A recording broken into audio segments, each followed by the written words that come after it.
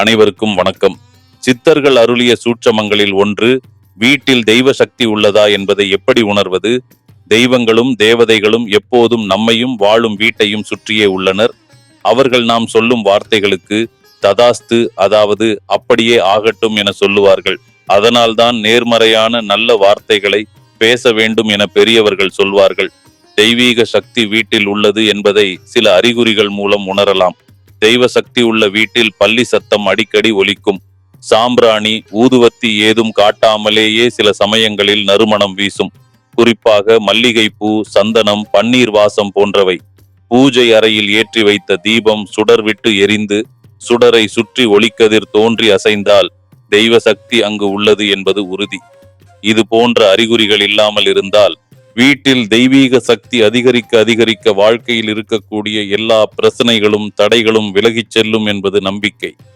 அப்படி வீட்டில் தெய்வீக சக்தியை அதிகரிக்க சித்தர்கள் பல சூட்சமங்களை அருளியுள்ளனர்.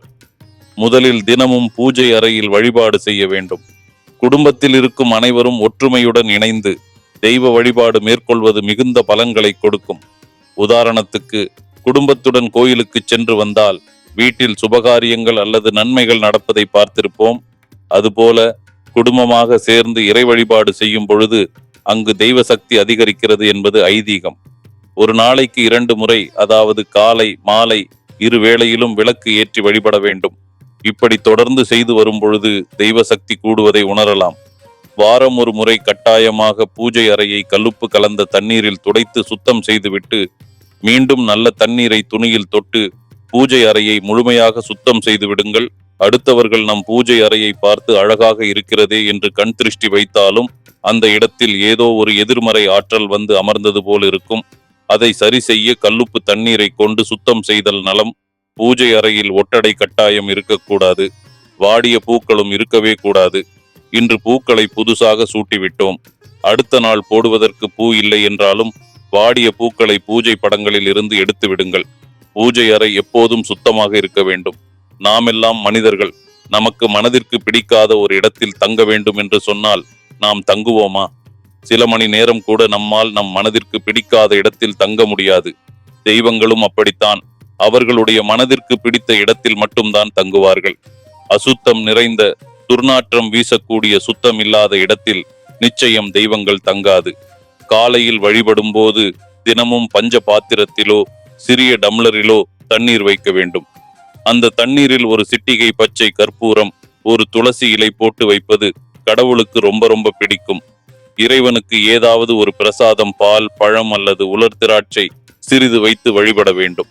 இது நேர்மறை ஆற்றலை உங்கள் பூஜை அறைக்கு கொடுத்து கொண்டே இருக்கும். பூஜை அறையில் இருக்கக்கூடிய இறை சக்தி உயிரோட்டத்தோடு இருப்பதற்கு இது ரொம்ப முக்கியம்.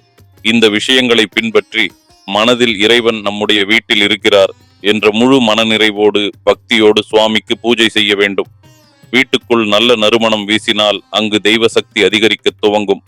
எனவே பூஜை அறை மட்டுமல்லாமல் வீடு முழுவதும் சாம்பிராணி போடுவது, தூபம் காண்பிப்பது போன்ற விஷயங்களை தொடர்ந்து செய்து வாருங்கள்.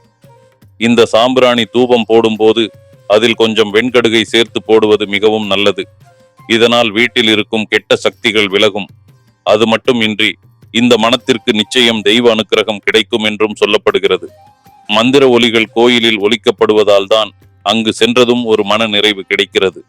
புதிய நம்பிக்கை வளர்கிறது.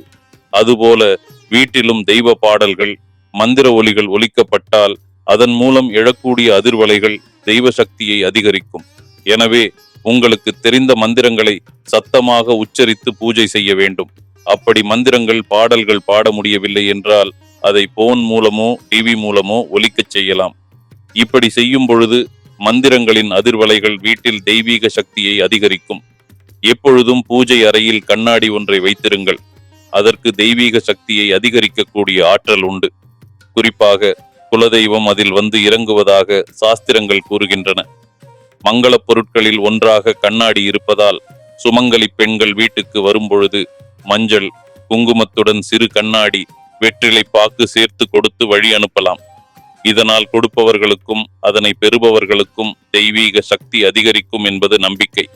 முக்கியமாக குல தெய்வ கோவிலுக்கு அடிக்கடி போய் வர வேண்டும்.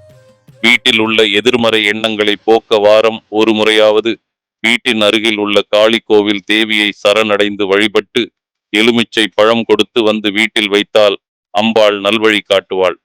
வீட்டில் தெய்வ சக்தி நிறைந்து காணப்படும். அனைவரும் பேசக்கூடிய நல்ல வார்த்தைகள், குடும்ப ஒற்றுமை, வேத ஒலி, பக்தி பாடல்கள், நல்ல வாசனை திரவியங்கள், சாம்பிராணி, ஊதுபத்தி, குலதெய்வ வழிபாடு இவைகளை தொடர்ந்து கடைபிடித்தால் கண்டிப்பாக தெய்வ சக்தி நிறைந்து வாழ்க்கையில் மகிழ்ச்சி ஏற்படும். ஆன்மீக புரிதலில் டிவைன் சந்திரன்.